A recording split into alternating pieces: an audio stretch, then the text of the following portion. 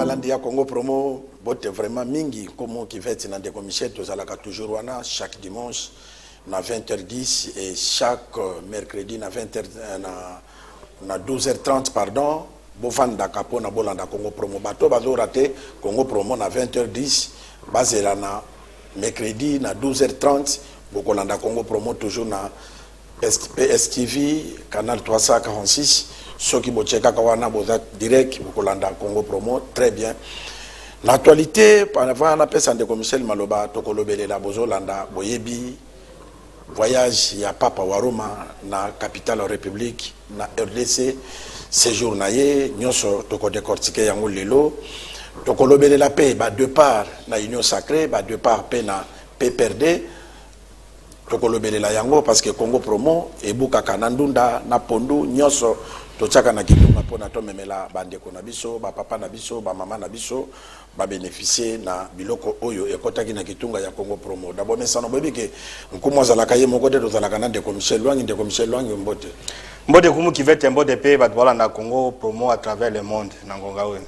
Merci de Michel Lwangi avato koma na ba deux part où ezali na union sacrée na union pour la nation ezalaka liboso bon ba deux part on avato koma kuna metokoloba na voyage ya Papa Waroma ndeko Michel Papa Komaki a bandi première on s'est prononcé en face à peuple congolais et face à ba chrétiens catholiques na palais de la nation alongo kuna ayeko kenene aérodrome Andolo azalaki na ba jeune na stade de martyr et puis azongaki na mokolo ya vendredi. Et là, on a marqué qu'il y a arrivé à Pape na RDC, na ba discours nyonso oyo Pape abeti awa na Kinshasa. Merci beaucoup qui va être na séjour à Pape n'a pas retenu 4 éléments. Il est venu comme un bon pasteur, un pasteur. Oya côté ya ko consoler. Il est venu na koyoka kai comme politique. Politique donc comme un diplomate, comme un acteur disons nara na ya chef d'état. Pour les Arabes, pas comme pasteur, mais comme politique, comme diplomate. N'est-ce pas parlé de la nation, le tant que diplomate. Très bien. Et puis, na souka, na message na ya qui comme mukonzi ya banganzambi ya awa.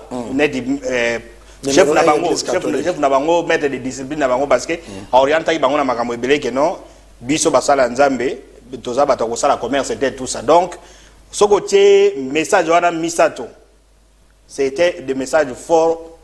Moi je m'attendais pas que dès que papa zoya boye biloko papa robaki akoloba yango. C'est-à-dire que on s'attendait que non pas beko aye non liloba nzambe tout ça ni mais papa yé accueilli d'abord il s'attaque na bateau bazui Afrique en otage. Exploitation en Afrique. Ok non Afrique comme année de terre na bango ya kosala même mise. A lobeli bango ba multinational wana batunyos ba mona ya alors ba ko Afrique c'est pas une terre à dévaliser. Donc ah oui zaneti dévaliser là neti banque ezali mutaye ko tout yibi mbongo tout ça. A s'attaquer na bango, a s'attaquer pe na ba o bazo s'attaquer na Congo. Et puis a participer biso ba congolais responsabilité ya komona exemple apesa ki ya diamant.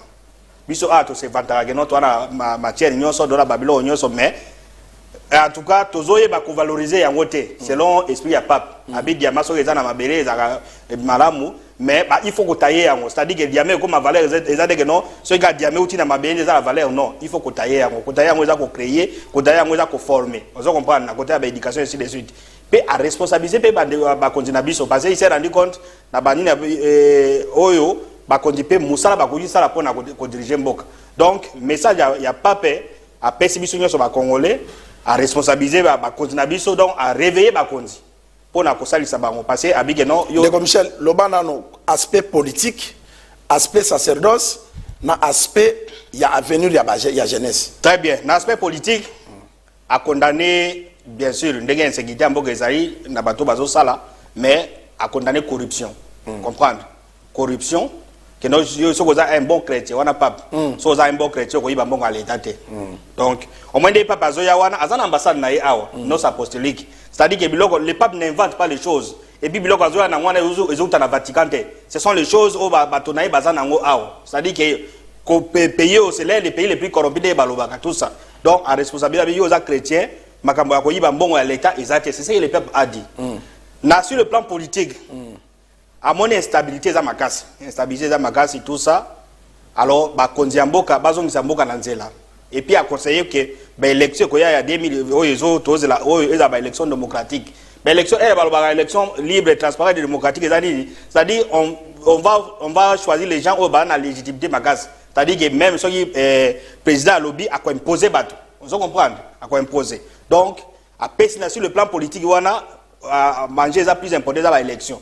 Donc, à bib élection, il y a salama. Et puis, à EBCB, non, va tenir compte de la souffrance de la population. Nous avons aussi le plan politique. Message à pas quand la bande Kolanda yango mingi na carte yo. Vous comprenez? Bah ces jours naé, so landi na carte yo, on commande image en mboka mabe.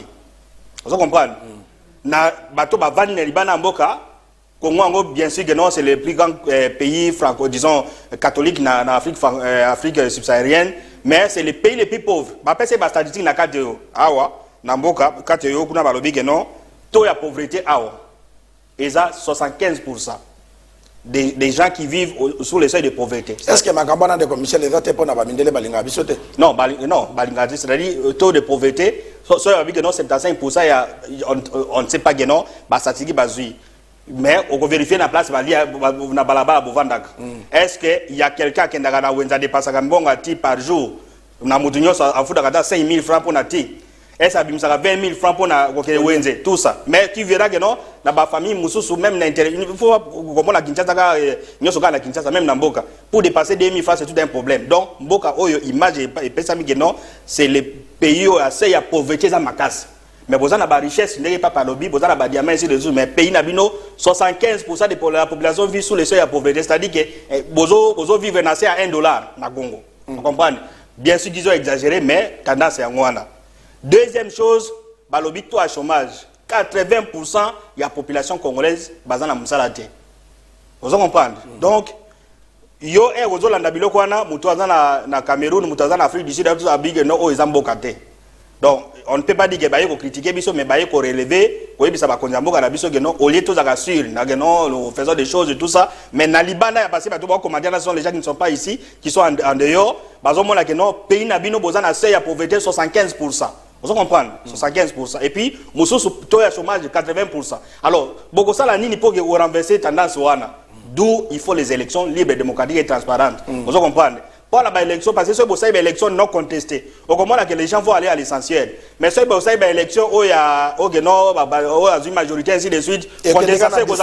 Alors, pour les restes, beaucoup consolider ma majorité. Bon, il y a des députés, des dirigeants, c'est-à-dire, nous avons tout intérêt. Na ba enseignement au papa pesi awa na ba konza mboka tout ça. Alors pour koya na ba au Italie sacerdoce, bon, sacerdote a reproché pe ba responsable de l'église que non biso ba catholique disons musala nzambe oza commerçant et tout ça a pesi pe ba na biso que non au lieu de passer ba temps na ba smartphone na ba téléphone na ba nini faut kotanga parce que ndenge après ça exemple pa diama abi diama et comme il faut kotaye yango kotaye bi diama na biso awa population congolaise pauvreté za makasi donc ibana il faut batanga na ba condition bien bref. Message au papa Yagi Nango, cause na biso bazo en considération. Ils ont le président de la République, ils ont le gouvernement, ils ont la bani pour moi la non. Biso, bien sûr qu'il est venu défendre la cause du Congo par rapport à la guerre, mais nous avons aussi la responsabilité que notre tiki mboka place les alliés. Oyo ke mboka mobimba 75% de la population va vivre dans seuil à pauvreté. So bazo lo beloko wana eko chéri eko se paysan mutu moko te.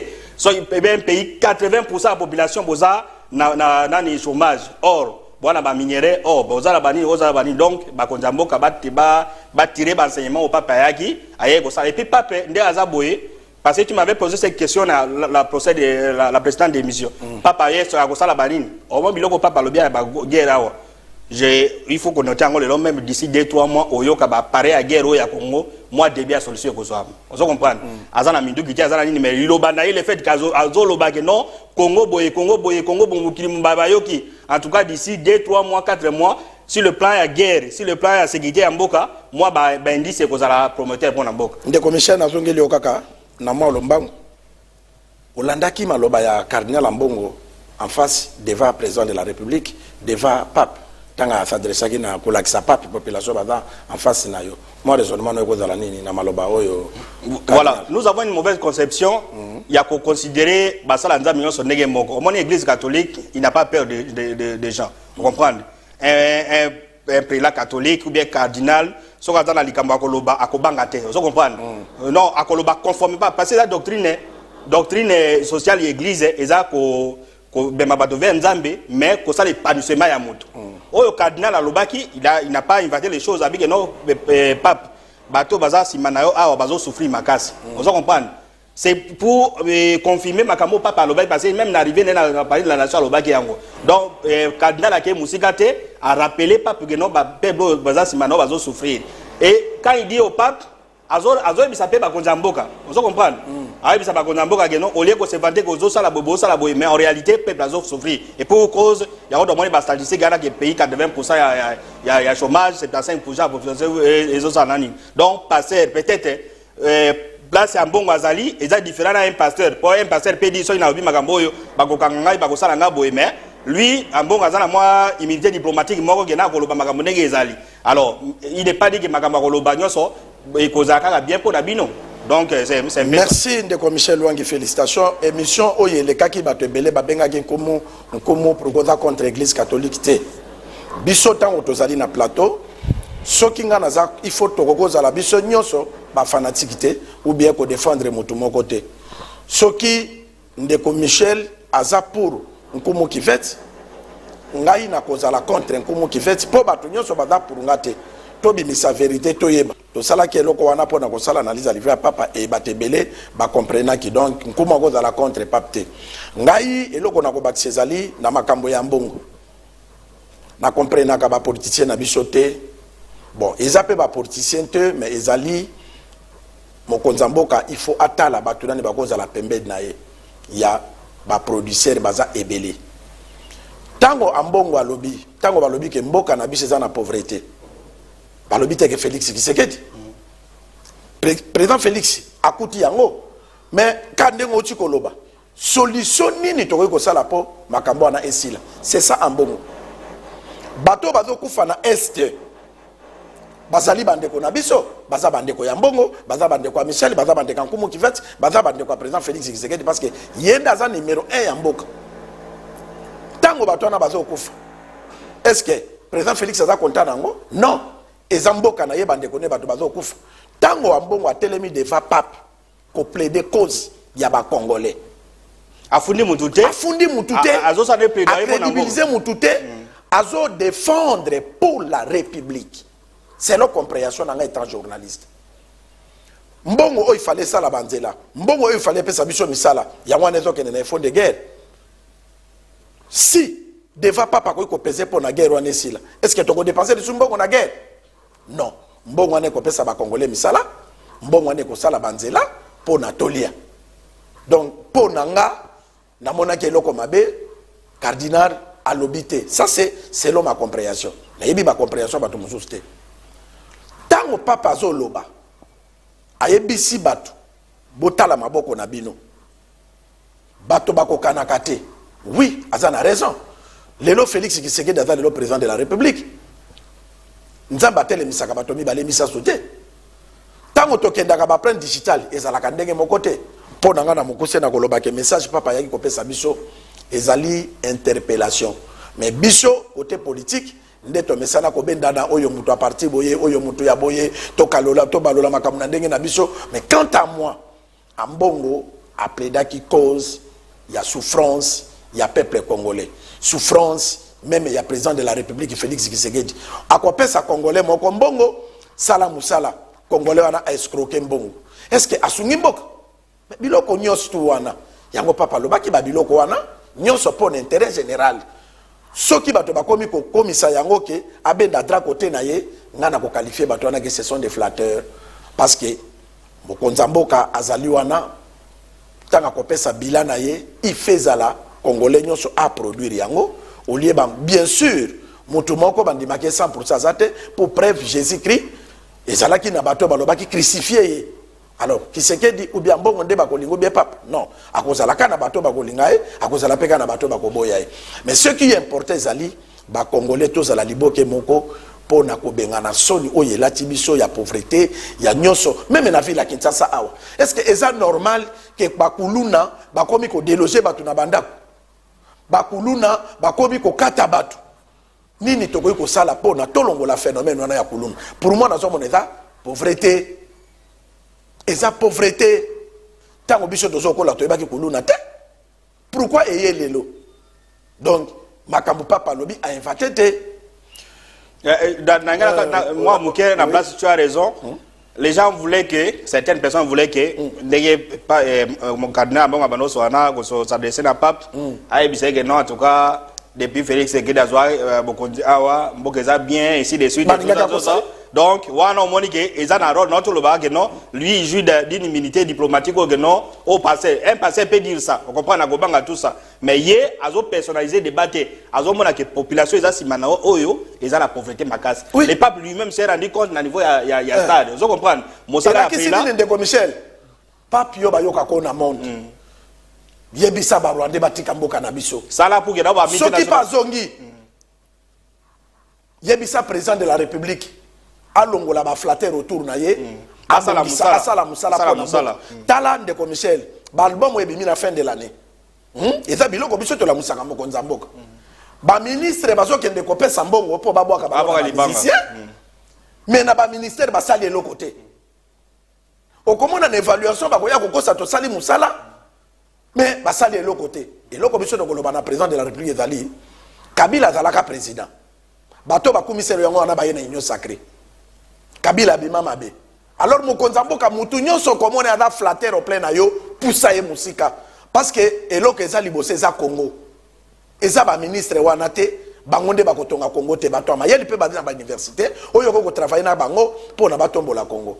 Eza bongo te ndeko Michel. Et bongo et tu as raison effectivement mokonzamboka azala ma drobagi na émission le kaki ala makamba ya choix ba ministre pour que soki tolo mwana na statistique oyo tout le monde a topé ça dans le gouvernement non balobi que non toi la pauvreté pas biso 75% de la population va vivre dans c'est la pauvreté gouvernement non ça d'ici faire élection balongo na 75 et donc en effet à 70 attendre à 60 comme ça na 5 prochaines années et comme aboy et kitaka boy alors okosala na ba ministre nani okosala ba conseiller ba nani okosala ba nani tout ça donc la responsabilité a tu as raison madame peut payer osala ezapo na biso et puis mingi pour na mokonzamboka parce que eza interpellation yende numéro 1 po ya yewana aza mutu voix portagade to ba na émission oyo biloko a constater ya corruption.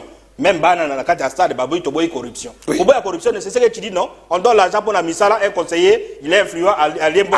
Azo ba million à kenango. O ba muso ba se retrouver te banzele zo ça madame mais lui gagne de l'argent. O ça la boyi donc yango pour moi ko sombe la Congo des avions individuels na poche à moi ça ni.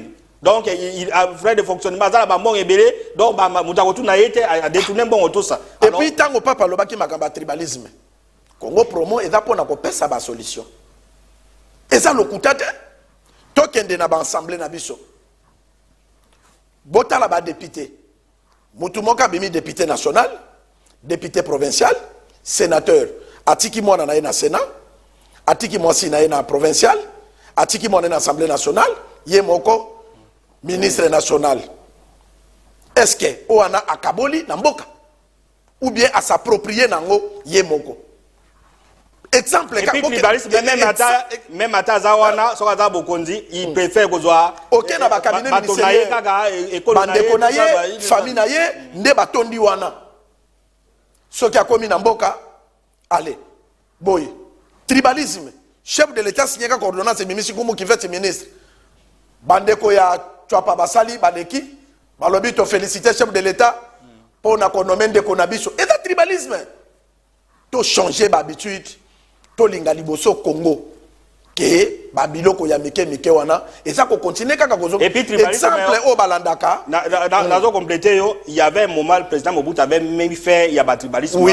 Après cette structure à chaque cabinet ministériel il faut compter à chaque province. Vous comprenez que na oza neti vous un ministère quasiment 40 personnes na 40 tous les 26 provinces doivent être représentées mais ça au moins le ministère musu au moins la 2-3 provinces ou bien province moko donc ça c'est des règles là peut aller même la cabinet chef de l'état donc comme ça la que non on prend une instruction que pour mettre fin au tribalisme formation à cabinet il y a président formation à cabinet il y a ba membre bureau il y a ba ministre équitable, donc représentation équitable à la Congolais. Oui. On comprend, et qu'on a la jonction magaz. Mais dès lors que, et là que comme il y a besoin de gagner pouvoir, et que le monde va se retrouver, soit il va lobby que non, tribalisme, mais au non, va finir biso. Non, tribalisme est réalité en gros. Moubou avait mis fin, et là qu'on a, il y a un moment, et nous espérons que dans le cabinet, il y a formation à gouvernement, il y a, pour tenir compte de là, pour mettre des faits peut-être dans le tribalisme, qu'on diminue. Merci de commissaire Nakobaki, avant la jonction, on va peut-être qu'on a élément à Congo Promo.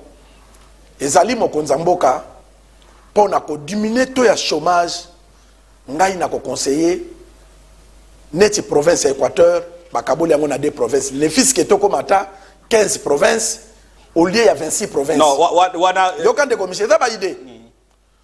Pourquoi? Na représente et puis ceux qui to sala ta wana te parce que l'assemblée de commissaire mbongezo bi ma trop assemblée provinciale bata combien? Le président de l'Assemblée provinciale bata combien? Le député provincial bata combien? Gouverneur de la province, na ba cabinet na ye, bata combien? Est-ce que vous avez un temps? Il y a créé une entreprise. C'est une réalité, mais il y a un l'élection, il y a voté par conseillers municipaux. Combien de conseillers municipaux à Kinshasa? À peu près plus de 350 à Kinshasa. Si on dit que nous aurons au moins à peu près 70 000 conseillers municipaux. Et puis même la province, même au niveau il n'y a pas un suivi. Eh bah détourner na lobaka. Et ça à tous les niveaux comment secret d'état tout ça. Parce que ça la nine. Les gens préfèrent azui marcher aller bon habiter suivi. Bon ça na ba province ba gouverneur ba futa kana bango batute. Gouverneur ya momu tabidjetiza pona ko futa batu. Non, yo sala kaboyo ko zo 30 000. Yo sala kaboyo ko zo. C'est bon si dini à l'état. Pauvreté et si dini à l'état que na ko tuna gouverneur que non ba l'état au sali bonini ça. Suivi exacté. Biloko wana to relevant ko pona nini. Et tomber la biso mboka ndenge bato bazo seka biso baseka biso lisusu te parce que tango bato bazo loba alobeli tribalisme na Félix Tshisekedi non na cabinet à Félix Tshisekedi muto aza directeur à cabinet na ye aza muluba te même directeur à cabinet adjoint un des commissaires aza muluba te pour dire que bazo tala kapo yenda tribalisme bataille mutu moko te bataille bato nyonso parce que nalandaki mutu moko na nini ote ambongo akoloba po na nini est-ce que aza ko engager oui papa soko yebite tango batwana bayaki defa pape bazali ba chrétien catholique représentant ya pape awa ezali ambongo pe makamba lobaki a chrétien mutute il a dit pour na développement ya mboka na biso parce si la peut-être yo batinde la kayombo peut-être yo salaka mais il faut ko talaka pe bandeko oyo basalaka te nini bango bayokaka mais comme pour aussi ça la problème mais les papes est allé plus loin que ambongo allait ba réserve elle pas bazolo ba notre tribalisme mais corruption bozo si ça banini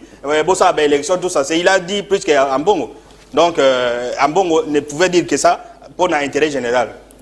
Merci de commissaire Patrick Soko Zanzela moko na ko motivate Congo promotant ekendeki na bandaka to kutana kana DG à Istem to salaki musala to monaki ke papa oyo aza crédible et ministre a sali nouvel arrêté à Tikiye c'est ça bato oyo tozana bango besoin na Congo parce que ceux qui va passer poste à tongi bâtiment ya sika à moderniser donc tu vois que il faut que tia motu oyo akoki na place na ye tokembandaka comme ça tozonga.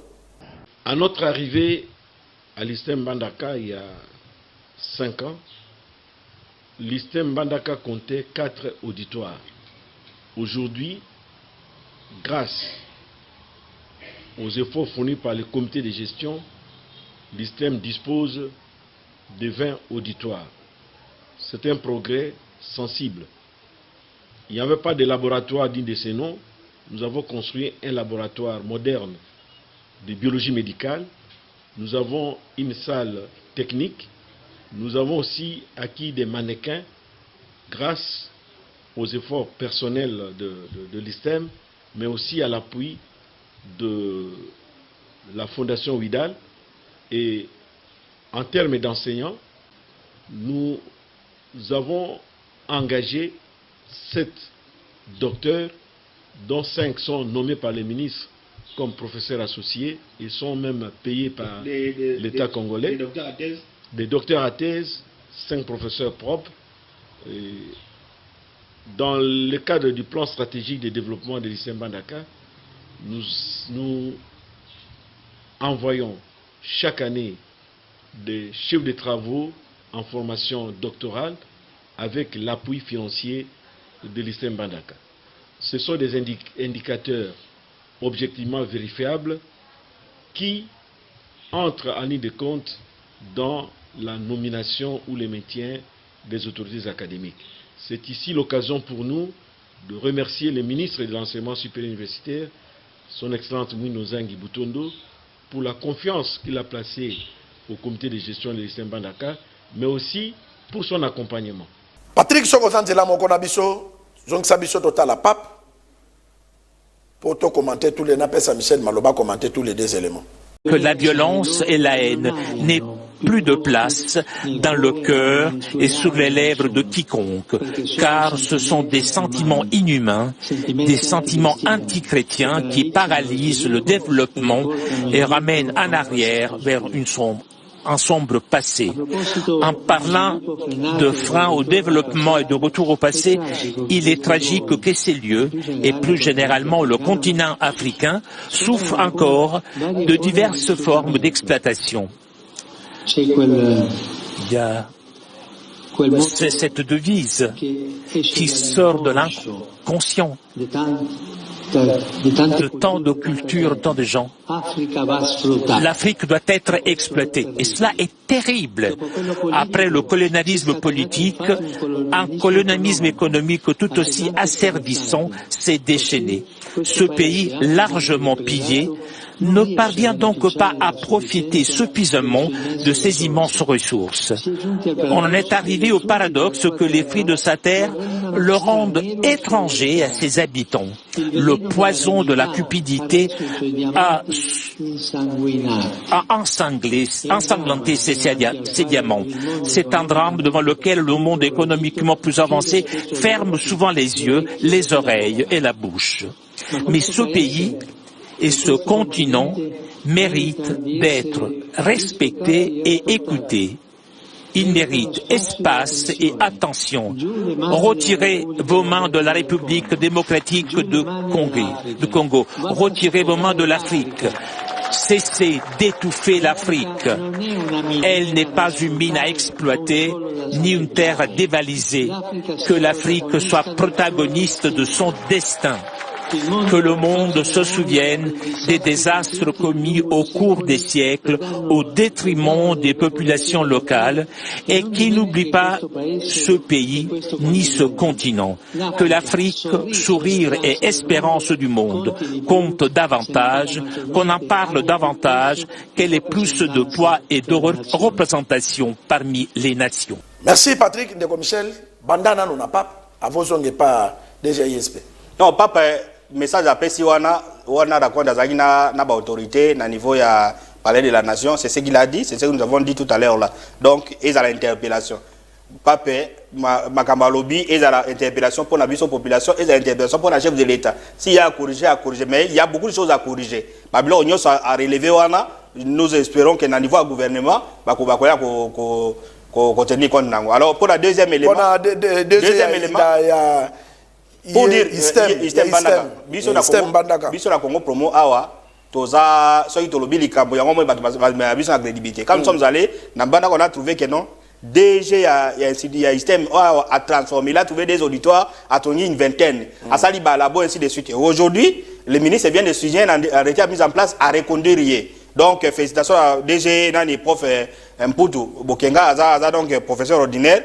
Donc, na comité de gestion naïe rapidement, tozana secrétaire général académique prof Ngoyi, Bokolombe, tozana secrétaire général chargé de la recherche, prof Mukanya, oh nani ministre Nomai, secrétaire général administratif c'était Yoko, Jean-Paul, donc CG administratif c'était Yoko et administration administrative chargée de budget c'était Angebi. Donc, bango ananyo sonde pas accompagné prof. Donc, nous avons dit que c'est un monsieur il a fait un bon boulot et finalement le ministre a confirmé en gros et Batouba qui se rend compte d'éléments wana que non, il trouve des auditoires, il en construit une vingtaine. Mokonzamboka biso tozo lobake biso toza très crédible. Pourquoi? Bato nyonso tozo présenter yo bango bazali bato oyo bata ko sala musala pe bato bana besoin que mandat ya Félix Tshisekedi ezala na réussite totale. Tokei na bandaka tolanda enrôlement, il y a combattant, il y a UDPS, gouverneur, il y a province, Bobo Boloko Bolumbu, akendeki ko sarole, tokei bongo tozonga na école bongonzo. Tokei bongo tozonga.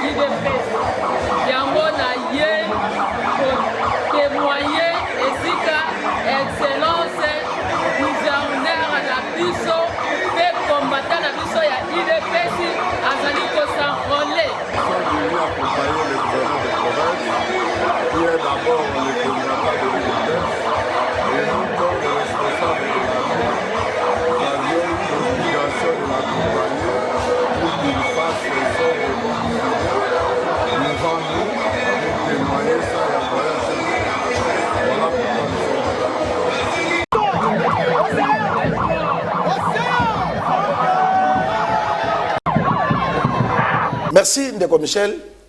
Olandi Bobo Boloko Tolobaka awake soki mutalingi Félix Tshisekedi ako créer parti te. Ako kotande na IDPS pour ça la vision na président de la République. Tala Bobo auti na ingende. A lancé projet 145 territoires. Tanga uti kuna ateba minda na ingende. Auti ko sala nzela siko ya uti ko sala démonstration de force. O bato bakenda katenge balati mo 30 personnes ba nene pi ba ko pesa bango mbongo. Bato boba mobiliser wana ezali ba adhérent ya IDPS oyo bake ko accompagner. Oyo ko loba nini na ba leader d'opinion modèle wana. Non mais c'est on s'adresse même au président de la République batinyo so mona moi je suis des unions sacrées. Ba lo bango pona lelo pona enrôlement. Yango zo mona na enrôlement ba tia ba photo Félix Tshisekedi mais elle comme en élection ba ko tia ba photo wana te. Et après élection ça sera encore pire. Donc hier à Golobesu Félix Tshisekedi a comme maneti partenaire naï. Donc abinga na aujourd'hui des droits de député na parti nangai j'ai dépassé de l'argent to négocier ba ministère mais les lois communauté que non a communauté IDPS mais tala IDPS ba Bobo Boloko vous comprenez Bobo ne peut pas manquer $3,000 $4,000 pour ça parti politique et Bobo c'est un élu à la base grâce à bien parti pas bien sûr ba député mais à quelque ça contrairement à ba union so besoin na union sacrée les on a ba enrôlement oh président Félix mais après élection ba recommander et puis ils vont monter même les enchères vous comprenez bato wano ndeko Michel la musinga attendement makambo papa lobi yango wana pe mususu biso tango doto bisa mokonza mboka ke acha regard na ye na ba union sacrée te po tango intel a kozwa ye ba député akoko me passion d'état lobi mokonza ngai faut pesa nga primature et dans la zone compétent il n'a pas de choix on comprend il n'a pas de choix mais ce qui a valorisé oyaye lokola ba bobo à cause la vision politique qui n'aille très bien. Est-ce que les candidatures sont déjà non, mais les candidatures sont bien, mais le problème c'est que tu as dit dans son maire, ah peut-être on peut entrer dans l'union sacrée, mais le problème c'est au niveau de l'union sacrée, ce n'est pas formel, ce n'est pas formalisé. bazoye banate ezali kaka utaki na majorité lelo mais union sacrée yango eza wapi est-ce qu'il y a un cas de juridique union sacrée nana lobeli union sacrée mais alors tous ces gens là profitent la vie de wana union sacrée maître azate donc maître c'est le président de la République ba structure ezate union sacrée pona azwama ba faveur ya l'état na ba structure à l'état ba mbongo ba police ainsi de suite mais soki kaka élection ekomi ya ko ba union sacrée il vous dira non pesa biso charte union sacrée na muto union sacrée na lira na union sacrée la salle campagne na trois députés na ngai j'ai besoin je dois avoir un ministre et tout ça akoy bateke non atiaki Félix Tshisekedi à tout moment tout ça donc c'est aussi la responsabilité il y a entourage à chef de l'État à comprendre que non Neti Fontaine Abaki tout flatté vu au départ de celui qui l'écoute donc bazo flatté bazo sala parce que ba mona non jusque là le côté mais kalaté ba lobisa dia maseke Kalate ba komisa maseke mokonza mboka talaka vision na batuloko la babobo boloko bolumbu parce que soki abimi député ezali ya yo moko ezate ke ko négocier lukambongo pour corrompre pour na likambe salama akosale la mboka ko se contacter kana salaire na ye pe bambongo ya kopesa ka ba député ba kolukaka banino wana majorité wana et ko vanda pe ko sala misala mususu ezaka conseil biso to komisa ke pa mokonza mboka parce que soki lelo mokonza mboka ayoki biso bande ko nyonso bazopesa ba conseil ya malamu mboka se développer et ko za l'honneur ya congolais nyonso de commissaire na lobaki na sommaire que ba de part to bandana union sacrée ba de part bandi ko sala manon to ke kutu na maponamité na PPRDP ba de part eza ko sala parce que ba lobi que Joseph Kabila azanaye alobakate ba to bazo comprendre te bazo coopérer na nani bandana na union sacrée bon na union sacrée je vais de dire tout à l'heure là c'est une structure élitiste élitiste dans le sens que ba to baza kuna ba to ba na mbongo donc ba président de l'Assemblée nationale ainsi de suite ba ministre et tout ça il y a Sénat donc bango siko structure wana bango de ba gérer l'union sacrée pour leurs intérêts mais ce n'est pas une force politique sur terrain so qui mutazo utiliser bandero ya union sacrée zaka pour na ko flatter pour avoir ba faveur vous comprenez mais en réalité sur terrain c'est une coquille vide vous comprenez si tel est le cas si tel n'était pas le cas, même dans le stade, on devait avoir le stade rempli par Union Sacrée. Félix Tshisekedi, il pouvait le faire. Est-ce que Union Sacrée, on va dire non, pas Pesawana, dans stade de Marty, tout mobilisé, 100 000 personnes. Balo 5 ans pour Félix Tshisekedi ou bien Félix Tshisekedi éternellement. Ils peuvent le dire. Bafani na bango, balobi, non, en tout cas, c'est pays-là, Aza aimé. Pourquoi ils n'ont pas fait passer il n'existe pas. La commission, donc c'est pourquoi certains d'entre eux commencent à tirer la couverture à côté de Bobima. Et puis ils voient tous ces gens même au moment du gouvernement la plupart des bateaux le gouvernement ya Moïse Katumbi. Vous comprenez? Vous comprenez? Parce que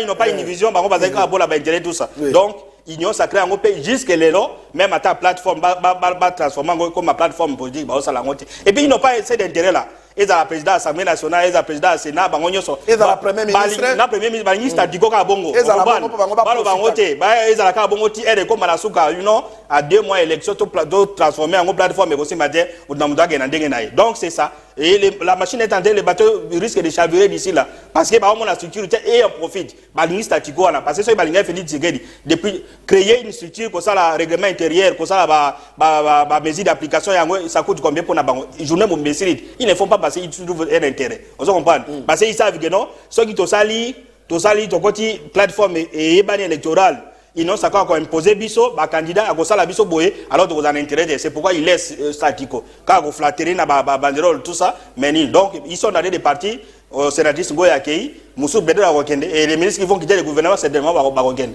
Alors deuxième question PPRD ba komi ko kimape PPRD wana Félix nani Kabila ye moko c'est-à-dire que a utilisé politique na mutisme alors bagate ba ça la bonne so na pouvoir so na pouvoir mais on peut dire que non ça mais sikoyo batonaye au rassurer bango de olobi que non ba ça rolete siko après ça ba ça rolete ba ko ça den parce que tout le monde sait comment IDPS et Sénégal rôle matin ba ça rôle ba débuter donc lui-même ne s'exprime même pas ba moni ba tendance yango ba bocha be bakei yango ba luman bakei bazo gene passer ye moko chef na bango est-ce que vous allez candidat est-ce que vous allez candidat so ka candidat nani ako représenter PPRD nani ako ba liste PPR donc devant Flouana mutuna mutu nde ba yebela babandi ko yebela et ça sera le PPRD risque qu'on a dit MPR, vous comprenez? Donc tous ces partis là, ndege MPR et Kendegi, ndenge existait le PPRD peut-être ça sera le cas. Et puis même IDPS ou la personne qui sali erreur ba ko risquer balandaka MPR parce qu'il n'y a pas une vision, il n'y a pas na fondement ya ko bomba parti comme parti politique comme une religion. Vous comprenez? À tout moment bazali oya catholique bazali mais na ba parti politique wala bazate donc c'est moi batonet ni des PSA ba monnaie que non ils ont fait 37 dans la liste so ils ont dans gouvernement to se retrouver mais certains se retrouvent pas comment nani donc en tout cas l'union sacrée les gens vont continuer à partir na côté na mususu PPRD kutu ezokufa mais malheureusement na union sacrée les gens veulent que batika la statico bongo pour que nani ba en encrénage de batika bango bongo. Merci de commissaire na koloba na cardinal Ambongo tozwa kita ya komona yote élément tolobaki ya bakanza na bokote na monaki boyela ki cardinal image ya bakanza pape mais mbongo oyo gouvernement congolais ebimisa pour na kokende kobongisa cimetière ya bakanza ti lelo eloko moke salama kuna te bato bafandaka na bokote nde batindi communiquer que toyebisa cardinal Ambongo parce que il y avait même un évêque catholique accompagnaka Bandaka Bikor azalaki pe awa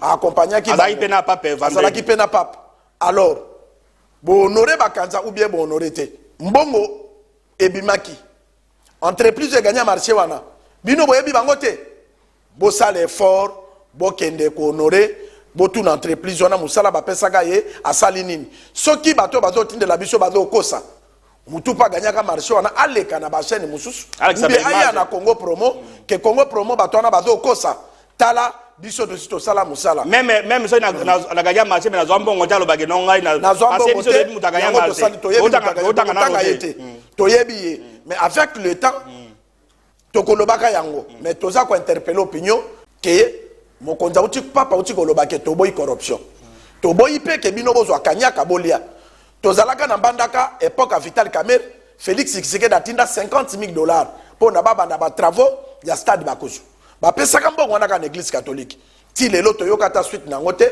ke basala ta drapeau bieboy biloko wana pe avolongo la potinaliso ya muninga longole pa na yo na longwe kuna na décoller mbala moko na ekopesa information que Lio Tanzoli bienvenu patron parti munene ACDP azokende ko sarole bana nyonso ya Mbandaka botondo na bolanda Congo Promo boy Lio Tanzoli bienvenu très bientôt to ko fixer bino Patrick Erisre Lio Tanzoli bienvenu azo ya Mbandaka ko sarole et puis assurer que équipe ya Congo Promo ko accompagner pour na rage diffusion to la kisa enrôlement ya Lio Tanzoli bienvenu de commissaire Lio Tanzoli qui Mbandaka. Oui, azo qui il est arrivé ngodokenai na butu cette fois-ci ko zala moi na butu za catastrophique cheval blanc. Oui, peut-être ko za scandale makasi donc so il va président Congo Promo oyeba ndolo bango. Merci de commissaire Tokemba la moko. Le secrétaire général adjoint de l'UNC en charge de l'espace Grand Équateur, Jean-Pierre Bemanga, est arrivé cette semaine à Basankusu, son territoire d'origine. À sa descente d'avion, c'est un monde fou qui l'attendait.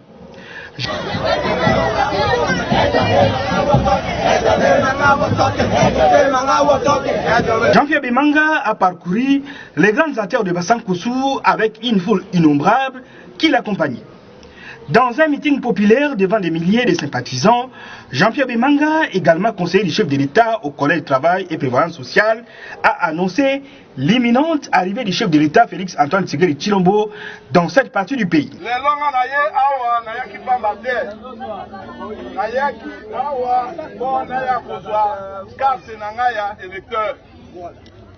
Yango yo na uti kozwa yango président aya Papa Félix Tshisekedi alobi azoya na Basankusu aza koya na Basankusu kozalaki na Mbandaka mais programme ekokaki te akoma awa na kanisi tokoya lisusu awa po to préparer akeye na ye alobi bana Basankusu Papa Bemanga pesa bango mbote pe tokomona na bango boyami mbote yango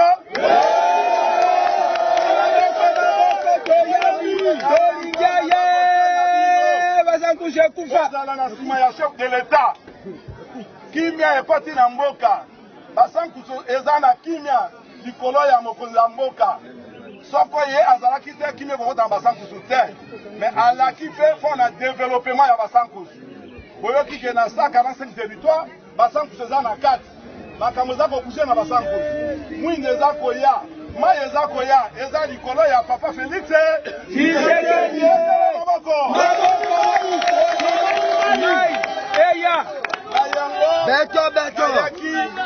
ndenge bozwi mbote wana ezali esengo mingi yango wana nakoma mona bitinda ya bana basankoso nabundi mpo na bafonctionnaire salaire ezongi na basankoso nabundi mpo na bainfirmier na baadministrative salaire ezongi na basankoso.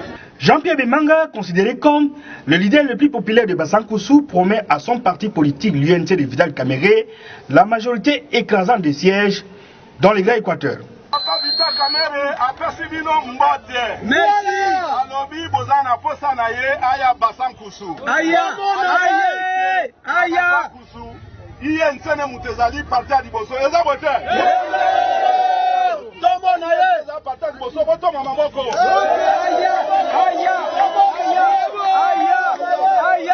Patrick Soko Zanzela Mokona biso notable munene député national akendeki pe kotala ba électeur na ye Prof Njoli azalaki na boende na fief électoral na etolanda prof.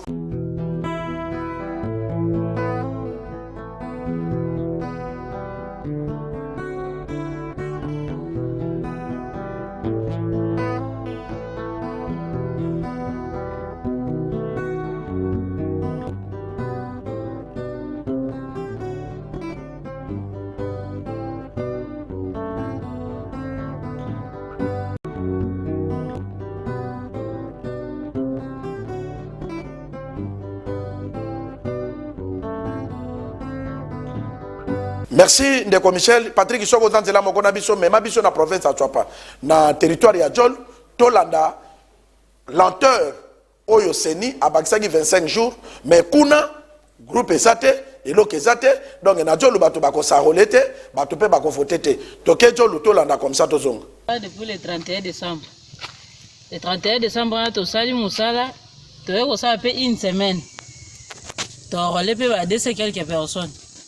Machine moto esili toza la place à recharger nini te lichumu te ba kendo charger ti kaka la nini na 30 km na centrale Ngoma tozo tambola makolo jour wana pe nini moto esili na nini na ordinateur to kepe kozwa nini lichumu place ba charger kuna nini na Lingoma koyana ngo boto meka kufungula nini machine ezo fungula te c'était akomi akuti biso to pesi epe machine akena ngo tilelo machine yakate bayebi ke toza kotona lota na suka vraiment place nzele suka mais bakena machine banda bakende nango tilelo balingi ko décanter situation nango te biso pe to fandi kabu place pe okende zate to fandi na biso kaka yawa bazali kolobani population ko to babandi ko agresser biso toza na pression makasi ke toyebina kote toko kimate bango bazana posa bazwa ba carte na bango po bako voter baza bongo bato akotambola mais jusqu'alors toza na machine te toyebi pe moya ko bimate to apela nzela musu toko kimate bangi baboma biso ndeko boma po bazwa pe ba carte na bango te 25 jours banda to sala oyo apesa ki wana même na Kinshasa batebele baza ko sarolete parce que comme ba pesa mbongo muto ayena document boy o yangote o sala boy est-ce que enrôlement oyo vraiment tout congolais bakozwa carte rapidement d'abord prof Nzoli a kende ko sarolé na fief na ye na boenede ba image to mona ba mbake na dipoy c'est l'aide des députés que non assemblée nationale on a besoin na ye chaque fois que élection ko salama parce qu'il représente quelque chose ba introniser kuto nani grand chef kuna na niveau ya Tswapa nde to mona donc ba passage na ye bongo gouverneur bongo akeregi nous avons diffusé la semaine passée au betoye tozonga na makambo ya seni oyo nous on passait comme si nde ba banolo ba ndeko kadima c'est un Congolais le plus intelligent dans makambo élection mais makambazo sala awa eliki kutu mabe ko leka malumalu malumalu abandaki abani na eloko sécurité makambo zala nini mais oyo ndeko kadi mazo sala awa parce que cette élection ici au 2023 au moins que na élection taux de participation na élection la biso à peu près entre 60 à 65%. Bato ba votaka mingi o ba ko mati 60% ba jeune mais soko tuni ba jeune lelo na élection on a carte na ko voter te vous comprenez les gens n'ont pas cet engouement même au bakisi ba mikolo même place au ba machine ezali bato bazo s'intéresser na ngote, c'est-à-dire que mutazo mona ba élection ngoto voter nini, mais entre temps bato voter nini yo multiplier ba stratégie, multiplier ba nini tala awa na jolu awa ndenge ba machine evandi bato ba ça même bobakise bango 1 mois ou 2 mois ko sala nini. Donc ndeko président Seni a changé façon ya ko sala parce que ils enrôlement, les gens n'en parlent pas parce que ba mon les enrôlement bongo so comme une élection balo ba bureau ba fictif et tout ça. Donc ils ont quand même hier as expert électoral, il fallait ça la mieux que les malu, il fallait ça la mieux que les gango imulu, mais c'est que comme ça na mokose na katawana mutuna moke uti na kananga balobi soki lelo président de la République a sali remaniement goye ko conseiller ba profil à ba ministre ko zoba dans la dengedini pona ko sili sa pauvreté au dans na Congo. Rapidement, cette question, nous avons dit dans l'une des précédentes émissions, le président a deux choix. Soit pour résoudre le il nomme des technocrates. Technocrates, ils ont un parti politique, ils ont un leader, mon côté, ils ont Moussala, vous comprenez? Mais est-ce que agonomé Batouabongo, agonomé Bangote, agonomé politique, politique, leader, va connaître pour gagner l'élection. Alors, mais que bateau ya kosala aluka bazwana on taille à vérifier dans chaque province nani un ministre qui n'est pas conflictuel, il y a un candidat ministre qui n'est pas conflictuel population va se retrouver dans contact et donc bato nani ba ko aider. Mais pour le reste na moni ba peroti na kananga na ba mususwana donc to besi Congo bato balanda biso ba mbote to continuer de politique en France vraiment biso to do gérer message non moi tout temps en réalité parce que na moni makambo komi awa vraiment tali biso te mais to ebi ke makambo to lobby to pesi conseil pas ba équipe de droit mo konzambo go gérer mbok parce que Félix Tshisekedi ayoka ka ba congolais ba yoka ka Congo promo ako sala posa ya ba congolais parce que yazali président de la République démocratique du Congo. De commission une minute pour réitérer le remerciement à Balinga Congo Promo, Balinga Congo Promo, Moussa Dosa avec impartialité. En conclusion, c'est une interpellation. Bazongo sérieux. Mboke que ça que non 75% bazo vivre la seuil à pauvreté. Gouvernement et ça là, président peut savoir un mandat que nous d'ici avant élection, ba qui ça doit matin à 70, matin à 68. 5 prochaines années to kita. Sinon évaluation conséquences que y a na barolma yango bazo zo na bango bakadire parce que moni élection yango busanini. Donc c'est que non seulement de élection ne bato mboke ko bonga mais élection zo bongisa mboka te. Donc gouvernement oyo ko ya batia bato bako sala quand même quelque chose pour la visibilité à mandat président. Merci Michel Luangi, merci Pena Balanda Congo Promo. Et là comme on a kolobana ba continue biso ezali omoni le Léopard football congolais ezalaki soki ezobetama bato bakotonda na stade Meke. Mais lelo et comme Léopard azobeta bato bazotala même pas que match ezali. Pourquoi bango moko ba bebisa valeur ya population. C'est-à-dire quoi? Mokonza mboka luka bato baza ba compétent bazala wana pour na Congo na biso ekende liboso. Oui mokonzi okoko zalaka na bato bakobanda kokumisa ka ofati beto te mais ezala na bato bako aider vision na yo politiquement pour na to relever défi lobi to lobake Félix Tshisekedi akutaki mboka na 1 akomisi na 3. C'est ça et loko oyo ezali important. Comme on a des commissaires bazali bale o bakanga mabokete bye.